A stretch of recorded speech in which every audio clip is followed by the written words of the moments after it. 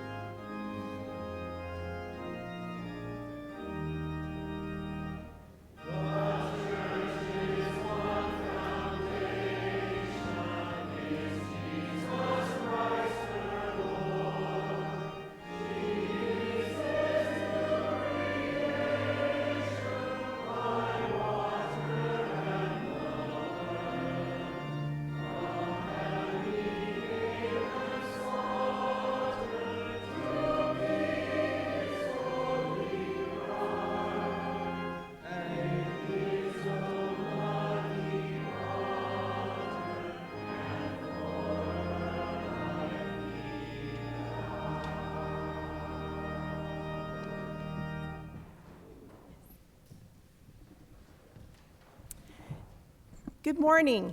It is my honor to call to order the 118th Annual Parish Meeting of Christ Episcopal Church. This morning, as we gather as a congregation to celebrate God's work in our parish over the past year, introduce our new leadership for the vestry, fulfill our shared responsibility to review our finances, and look ahead to the vision and goals for the coming year. I now invite Father Joe to open us in prayer. The Lord be with you. Let us pray. Ever-living God, whose will it is that all should come to you through your Son, Jesus Christ, inspire our witness to him, that all may know the power of his forgiveness and the hope of his resurrection, who lives and reigns with you and the Holy Spirit, one God, now and forever. Amen. You may be seated.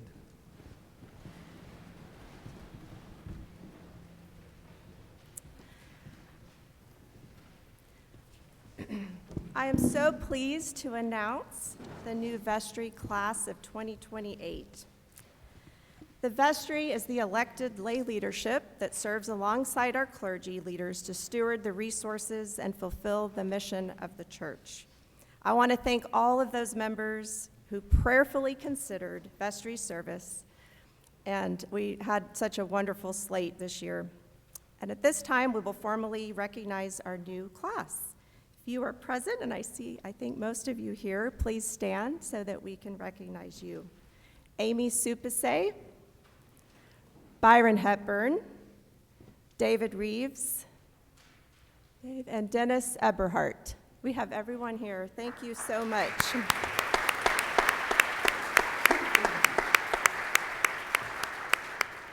We congratulate you and thank you for your service. Put on my glasses. As we gather today, my heart is full of gratitude as we reflect on what God has done at Christ Church in 2025. This year has been a year marked by legacy, faithful leadership over our church, and exciting new beginnings, all rooted in our shared mission to draw, change, and send people through the power of Christ. We are deeply grateful for the legacy of leadership that has sustained us. Bishop Gary Lillibridge guided us with thoughtful wisdom and steadiness as interim rector through a transitory period. Alongside Bishop Gary, our gifted clergy, Reverend Scott Kitayama, Brian Keeler, Justin Lindstrom, and John Batters, faithfully nourished us through worship, preaching, teaching, and pastoral care. Our worship life was further enriched by our beautiful music offered week after week. This morning was a prime example. And our outstanding staff ensured that our office, pastoral care, children and family ministries, youth, and communications ran smoothly each week. Also, I am very grateful to Lisa Miller. Lisa, are you here? Who served as our fearless senior warden for over 2 years and provided invaluable insight and knowledge to me and to our vestry team. One of the greatest journeys and joys of 2025 was welcoming our new rector. The faithful work of our search committee led us to call the Reverend Joseph Denton Dewey as our 9th rector.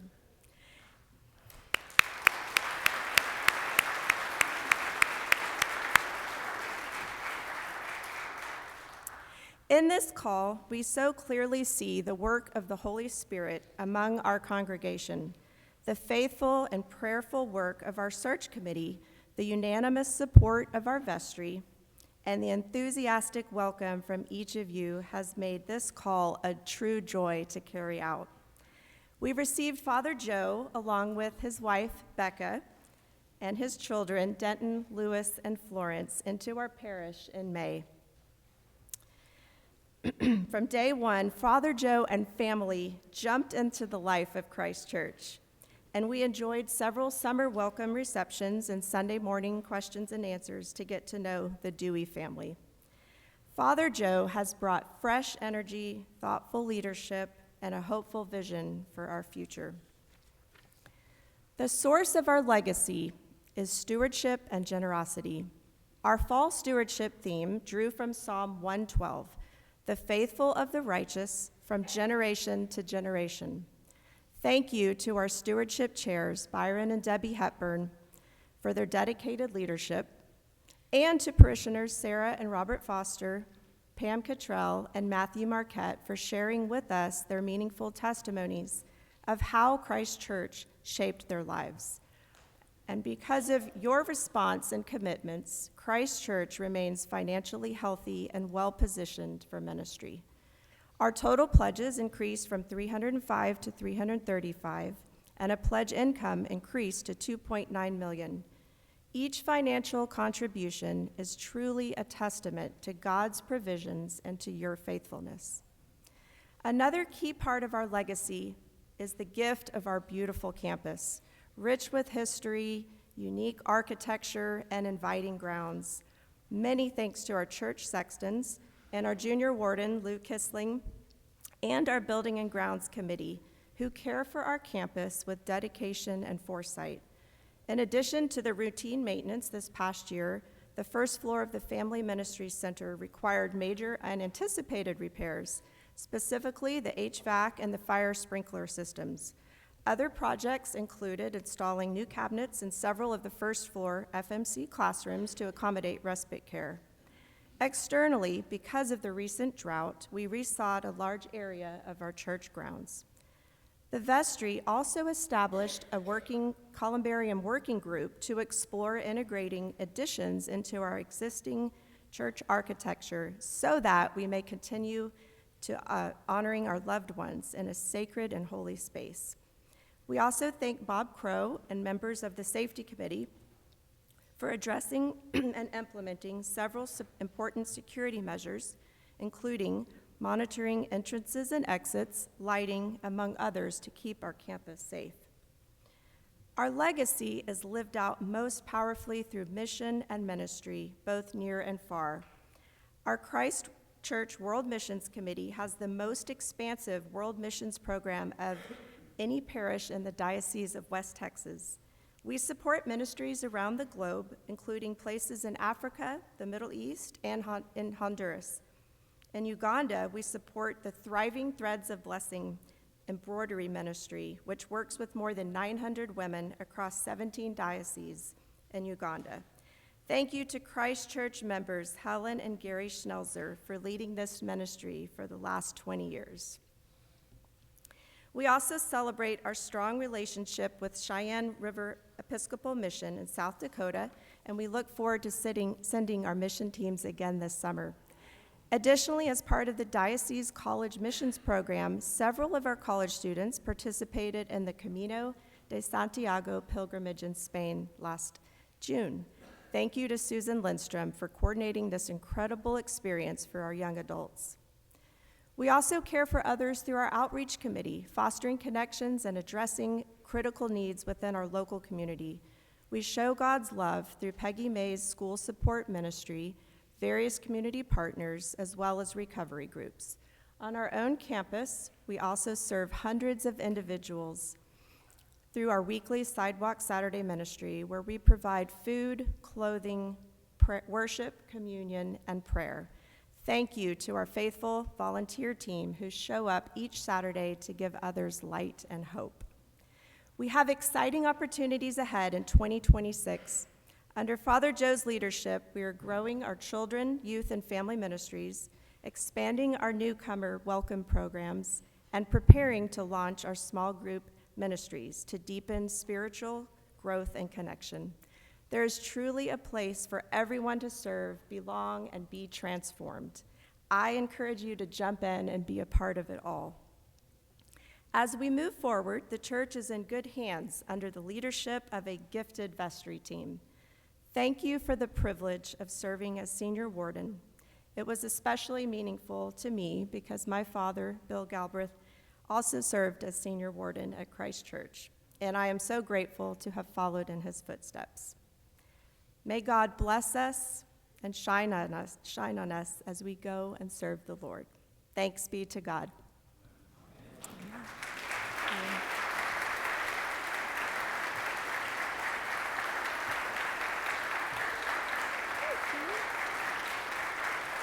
I'll step down. Thank you. You don't have to say.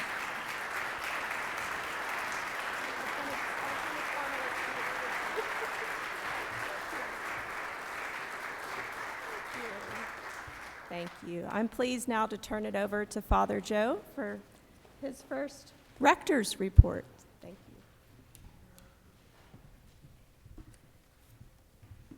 you. I'm going to use this mic. Is that fine? I'm so incredibly grateful for Allison and her leadership over the course of this year. We'll get into a lot of gratitudes, but let me begin by saying it was about a year ago this time in which Becca and I said yes to Christ Church and the call that the search committee and the vestry invited us into, the call on our life. And it's been a year in settling into that decision, and I cannot begin to express to you just how grateful I am that we said yes, and how validating it has been for our family to be here.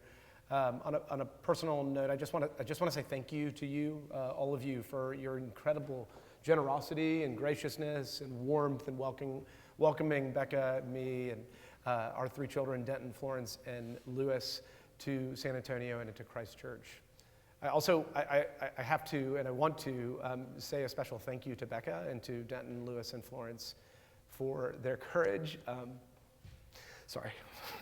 For their courage and for their incredible spirit of adventure and their trust of the Lord and of me and moving further away from family and the gift that it has been for our family to entrust ourselves to this new community. But I love you, and I'm so thankful for your willingness to do this with me. There is, an old adage. A lot of rectors have shared this story. It's a testimony that is very common, unfortunately, in not just the Episcopal Church, but any older church. But it's a case that you take over, they give you the keys, you are given, the desk, and on the desk there's this folder.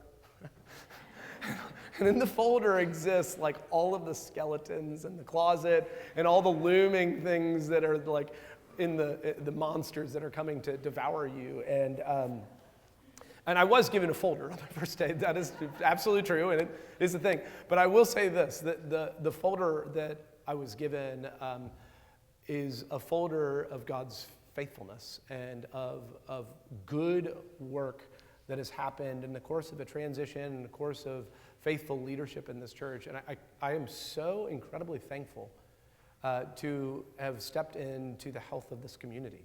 And that is one of the themes that I want to lead off this report with, is that there is strength and health from day one in this job. And so I want to just kind of begin with a litany of thanksgivings. And so if I'm going to say your name, I'm going to especially focus on various officers and roles, but this is a large list that really reflects the whole of this community. But I do want to publicly acknowledge my gratitude to several people. First, let me, when I say your name, will you just stand up?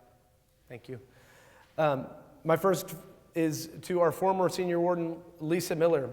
Lisa served in the role for an unprecedented 2.5 years as a senior warden, yielding spiritual maturity and administrative maturity that is really unprecedented in incredible ways. I just want to say thank you for your labor of love during this transition and the brief moment in which you shared as my senior warden. I'm so incredibly grateful for that time of overlap.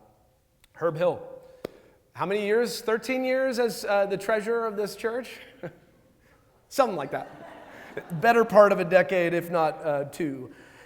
Your wise oversight and faithful stewardship of a very complex budget is so seen and noteworthy. I'm very grateful. It's part of the health in which I inherited.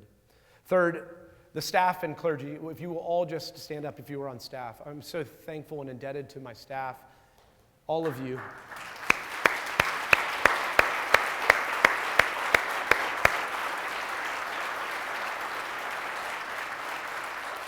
It takes a lot of work when you yourself are knowing a new boss is coming to shepherd a community in their anxieties while you have your own. And I'm so proud of and grateful for the humility, the kindness, the servant's heart that you have offered to me as your new rector. And I commend you and thank you. And I know this congregation is so grateful to you. My current wardens, Allison Sawyer and Luke Kissling, you have been blockers and tacklers for me. You've connected me to this parish. You have served this parish. You have given me so much insight. You can't do this unless you listen and trust the people that God places in you. Have been so trustworthy, and I'm very grateful to both of you. Byron and Debbie, you were given this, Byron and Debbie Hepburn, you were given the role of stewardship chairs of our consecration team, and you took me on as I had no idea what consecration month meant, and you graciously, gently led me in so many ways, and we had an incredibly successful campaign. Thank you for your service. And finally, I stand on the back of people who have gone before me.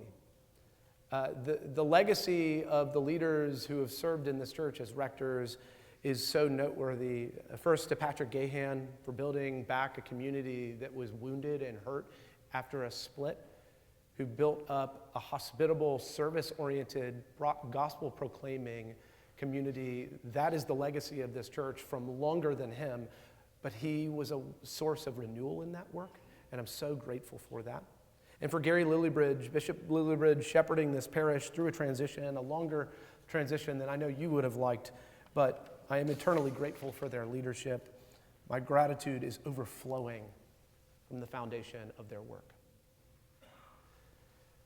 Okay, so 16 years ago in Charlottesville, Virginia, I was a junior at UVA, and I was at a winter formal, and there was this really cute girl from Williamsburg, and she was at this dance with someone else, and I had the courage in the moment to ask her for a dance, okay?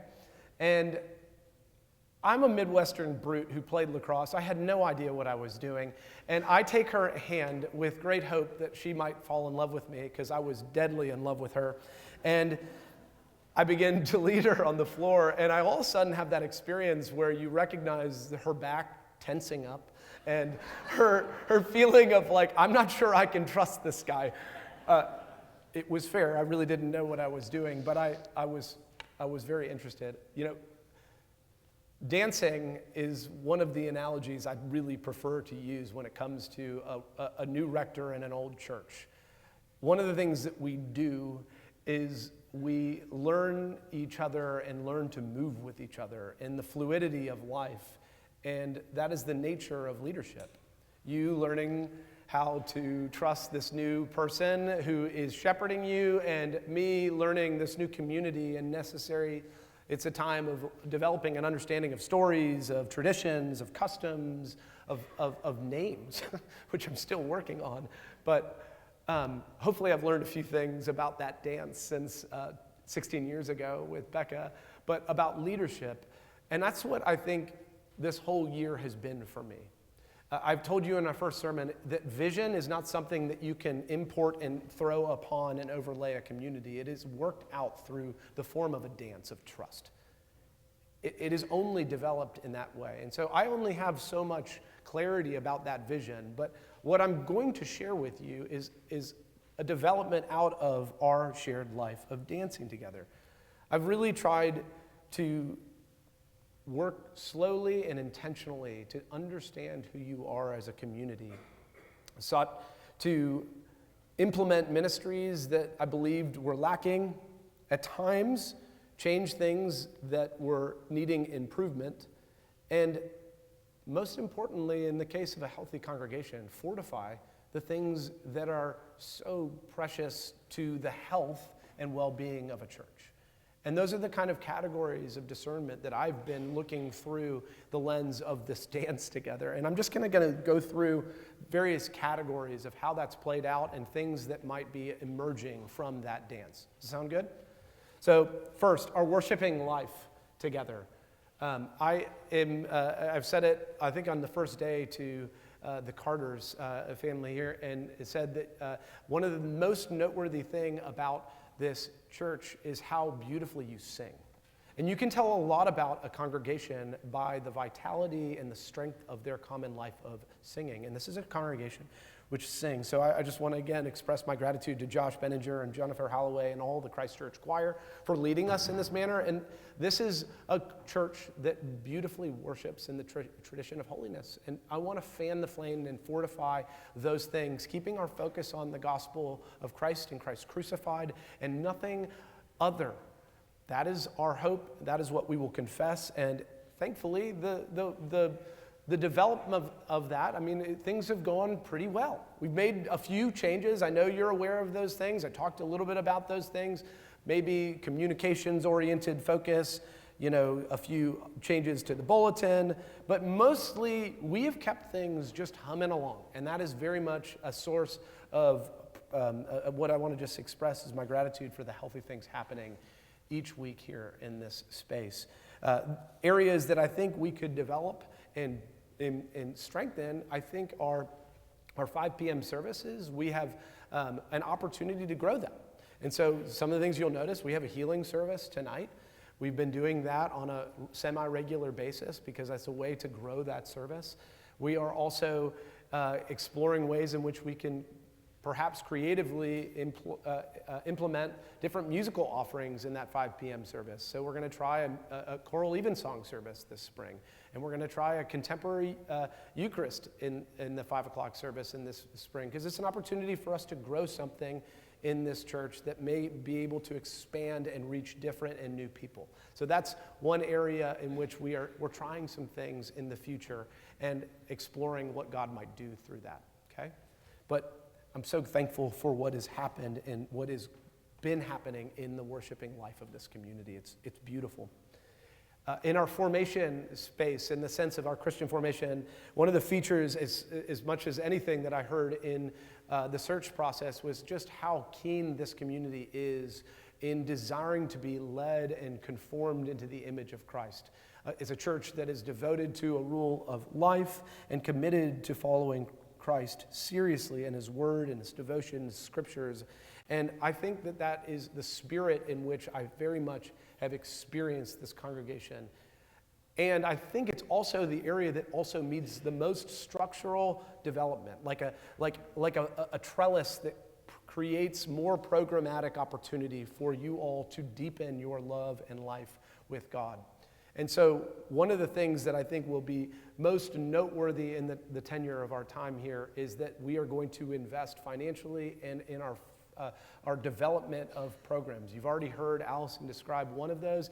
There was a huge commitment before I came to develop small group ministries. Small groups, a way for us to gather regularly in people's homes for fellowship and formation.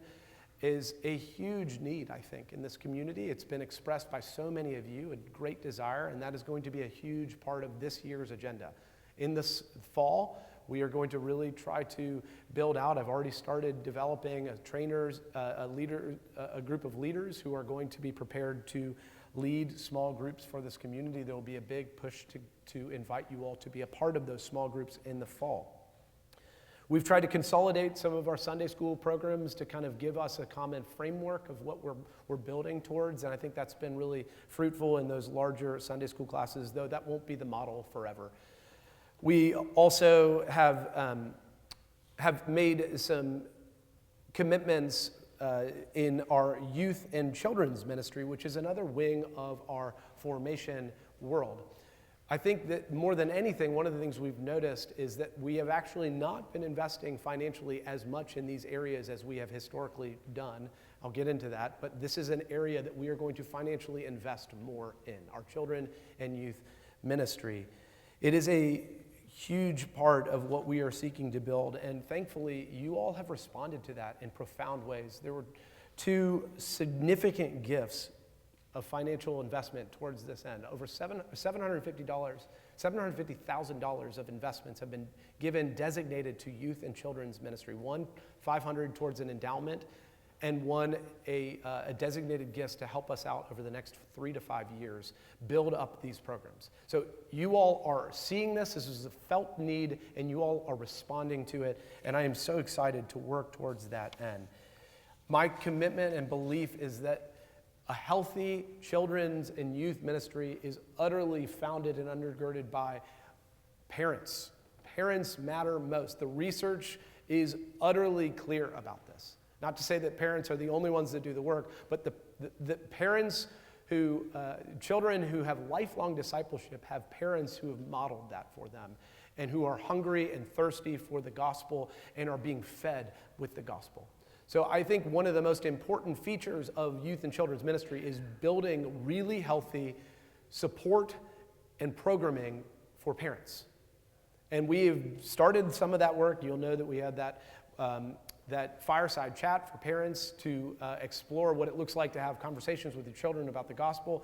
We're going to build on that. I'm hoping that in the coming year we will have many more opportunities for parents to have specific parent-focused formation for them to foster a deeper ability to serve and build up their children. But we also recognize that youth and children's ministry is a pay-to-play operation. You have to invest financially into those programs, in our staff, in the kinds of programs that are done.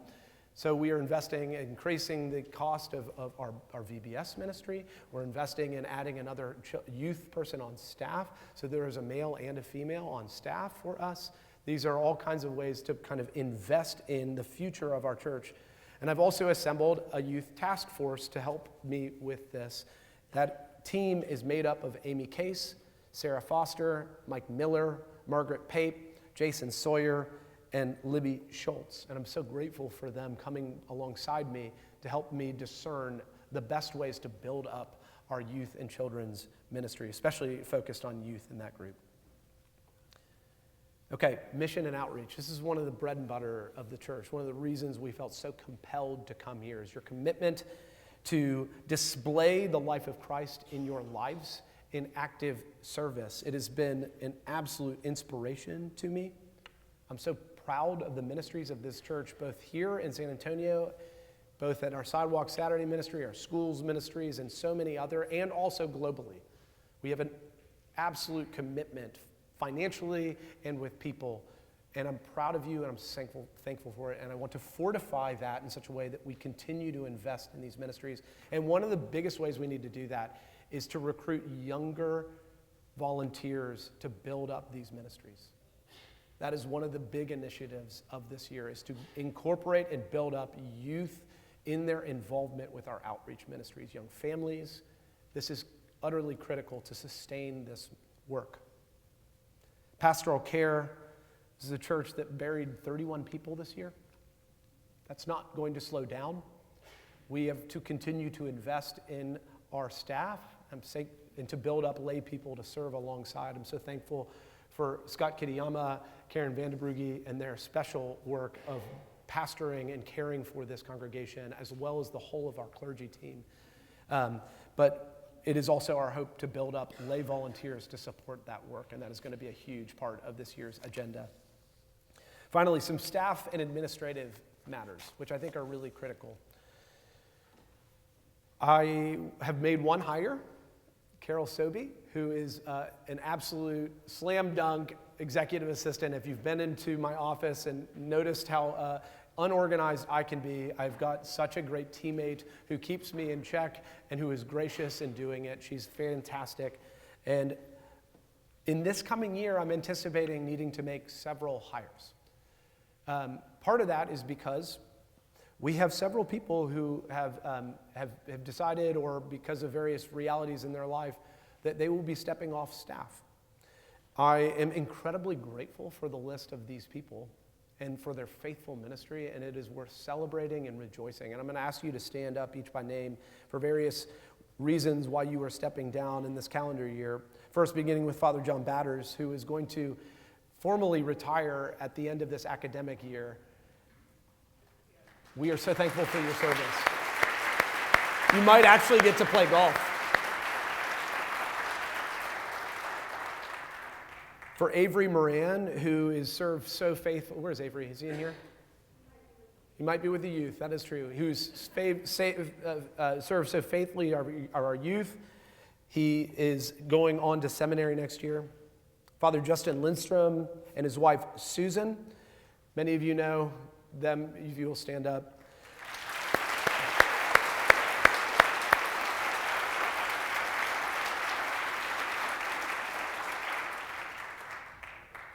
It's with a bittersweet reality of the reasons why he is stepping away, and many of you know his journey with Parkinson's. I'm so thankful for your service, Justin, and your service, Susan, and your work at this church. I'm grateful for you. Lastly, Elizabeth Martinez, who is our kitchen manager, is retiring as well. So you'll note that's several. Where's Elizabeth?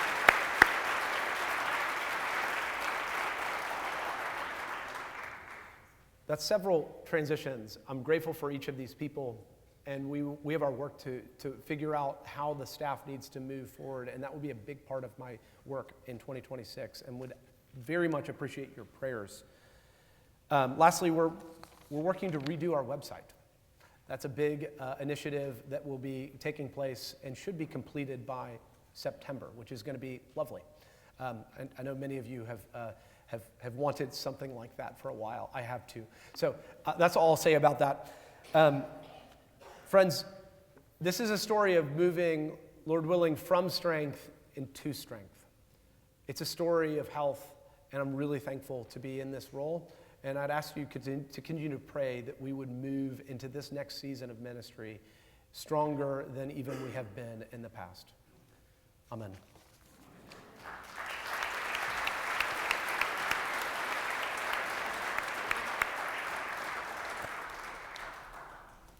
I'd like to invite Herb Hill, our treasurer, to come forward.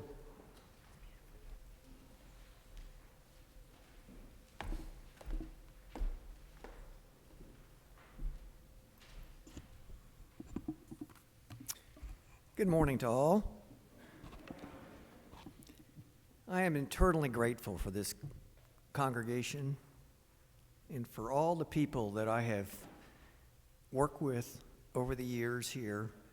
Patrick Gahan, who's no longer our rector, but is just, I came when he became rector here, and that was something very, very special. Donna Franco, who ran our finance team for 15 plus years. I don't know if Donna's even here today, but she was an incredible woman. And then Carla Nelson, who ran the stewardship, the one you interacted with most in terms of your pledges. I'm eternally grateful for those. And then the new team that came in, what a great gift Chesley has been. Chesley has just been the saint that I've been looking for. She has twice the skills that I ever thought about having. And I am very thankful for them. And for Carla, thank you for coming in and taking Darla's spot and taking over that arduous job of having to deal with all of y'all.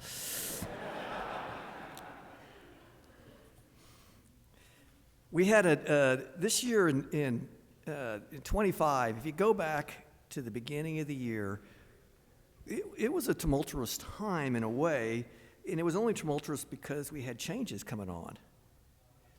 And the financial numbers merely just reflect a little of that change. That's all they reflect. That's what you see in there. When we sat here a year ago, we had 305 pledges here. 305 pledges of committed Christ Church members. We made a budget out of that to fund the whole church for a whole year, not knowing exactly when our rector was going to come, not knowing exactly what kind of staff we were going to have. But we made all the assumptions. One of the major assumptions we had to make is what will the end of year gifts be? And there's a lot of information you can go over, but a lot of it's based on faith. And we had to live in that faith. And that's where we ended up. We assumed that our investments would continue the way they normally are. We assumed that we have, and I've talked about it before, we receive about $100,000 a year from two major investments. One's in oil and gas, and one's a perpetual trust. And we assumed that would happen. But God had different plans for us. Instead, he decided that now in this year, that you were going to receive $315,000 from your oil and gas, which is significantly above that amount, which has really moved the needle in our, and you'll see that represented in the investment income. He saw that perhaps that although you only had 305 instead of a 320 or 330, your end of year giving will be significantly above that. And that's what happened. But we didn't know that. None of us knew that. But God knew that. He had us set up endowments, which we had set up earlier to help us take care of shortfalls. And we assumed we'd have to use some of that endowment last year in 25, which we did draw it out in February to help us support. And that's part of the reason it was there. If you look down the bottom line, for those who are accountants and see a surplus, you'll go, oh, so what really happened is you moved the endowment out and just dropped straight down to the surplus. So God said, no, we want it to go there. He has other plans for us. I think that's what he wanted for us. Same thing with the Osage. We didn't need all that. We had plenty of gifts that came in during the year. And that just dropped straight down to the bottom line.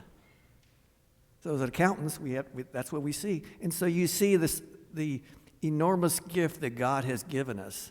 Totally unknown, unpredictable, but it came through. And that's been happening for this church over the years. I like to say that our financials really fall into three buckets. We have the general fund, which is what's the general giving of the church. And what you see in the 6 or 7 lines there are reflections of all those areas. I'm not going to go into a lot of details because I think you understand now the whys, the changes are there. Because Father Joe went over a lot of them. Big ones are the Christian formation, which he explained how that's changing and will change. It changed a year and a half ago when Catherine came and Avery came, and it's changed, or even more than that, and it's changing now this year. We have changes in staff and office administration, so you'll see in the numbers there the difference of having full-time executives or clergy assistant there for a full year. And so you'll see that change in there. And that's coming through. But those are the changes that a church will have to experience over the years. They'll continue to do that. That's what happens in our life together as we live together. Our diocesan support is still significant. There are those, and me being one of those, who grumble every time I see that number. And then I see what wonderful gifts they give back to the diocese in the churches they support, in Camp Capers, and Good Samaritan, and the whole bishop's office. And I realize that that's really our calling, to help that, to be part of that. And it is significant, and we are the largest giver to the diocese, and we should be proud of that. We should be proud of our diocese. I'd be amiss if I didn't talk about, well, what are we going to do? What happens to the $500,000? Where does it go? I promise you none of it's falling into my pocket. Nor Father Joe's. Where it's going is it's back into the church. We'll move it into the building and grounds, principally to help in one major area that needs significant attention at this time. Our columbarium needs to be expanded and needs work. And we have started a project to start that moving forward. And this money will help push that project over the top. It will also help some other areas too. And I say that because as of right now, I believe there are about 15 niches that are unspoken for right now. And that's it. 10. Sally, correct me, there's 10. Thank you.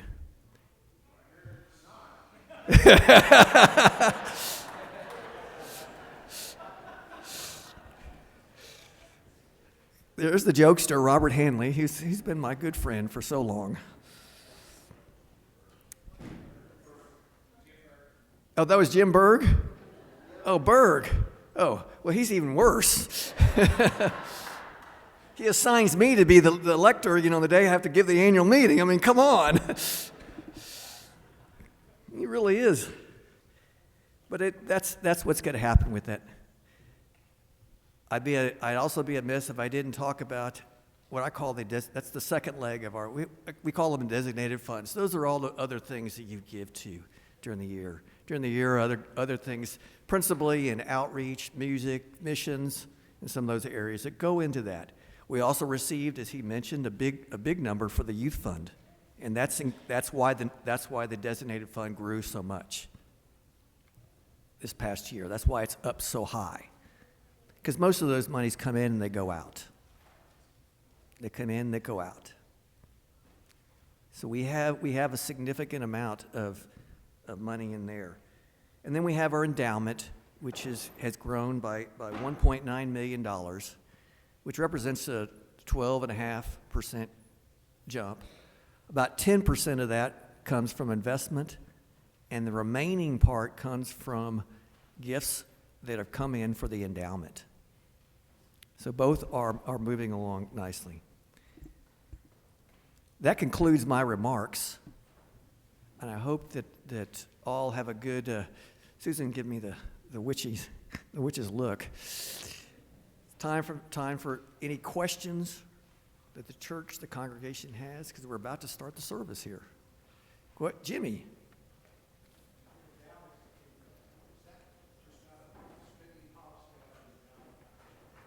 There's a spending policy on the endowment of there's a spending policy of 3.5%, and so it's taken out of one of the funds. That's what we used, which are we call them the special gifts fund. So that's where the distribution came from. There's also a building fund, mission fund, and we have other funds, and there's a lot of other things that if I had time I could go through it with you. Well, thank you very much for your time.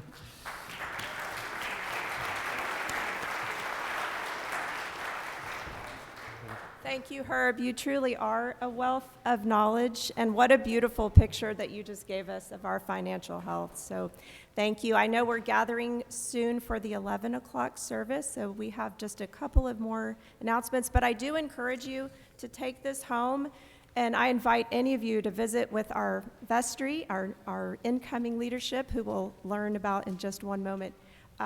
Thank you to Gretchen and staff for putting this together, and we look forward to continued conversation with you.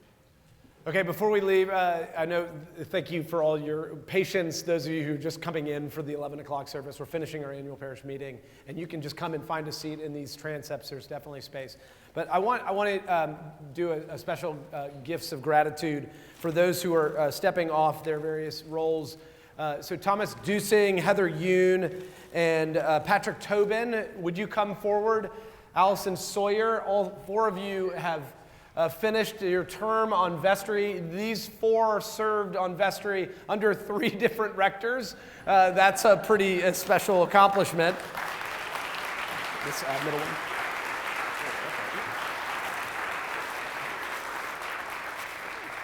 Patrick was unable to make it for this meeting, but I will get this to him. And then I'd love, hey, let me steal a hug. Sorry, you were hugging people. I want to give you one. I also want to especially thank Daryl Jones, the head of the search committee, if you'll come up, and Lisa Miller, who served as the former senior warden. Daryl? Lisa, I'm so thankful for all of these individuals and their incredible service to the church. We really wouldn't have made it through a transition without your leadership. Okay, we're going to conclude the meeting in song, singing the final verse of the church's one foundation, which is hymn. Yes, oh, wait, whoa. Thank you. I have one very important announcement to make before we conclude. Our next senior warden for this year is Susan Thompson. Where are you, Susan? Susan. Susan just led her first retreat with the vestry this past weekend and did such a marvelous job. And I'm so thankful. She comes with a wealth of experience leading nonprofits over the course of her time. So I'm really grateful for that. Okay, let us stand and sing verse 5 of the church's one foundation, hymn number 525.